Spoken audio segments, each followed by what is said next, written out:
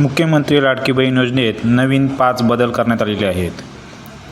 लाडकी बहीण योजनेच्या नियमामध्ये मोठे 5 बदल केले जात आहेत. या नवीन नियमानुसार महिलांच्या घरात या 5 वस्तू असतील तर त्यांना लाडकी बहीण योजनेचा 6वा हप्ता मिळणार नाही. तसेच पुढील हप्ते देखील महिलांच्या खात्यात जमा होणार नाहीत. राज्यातील महिलांच्या आर्थिक स्वातंत्र्यासाठी त्यांच्या आरोग्य आणि पोषणामध्ये सुधारणा करणे आणि कुटुंबातील त्यांची निर्णायक भूमिका ही सर्व माहिती व्यवस्थित वाचून घ्यायची आहे. कोणकोणत्या वस्तू आहेत ते आपण पुढे पाहून घेऊया.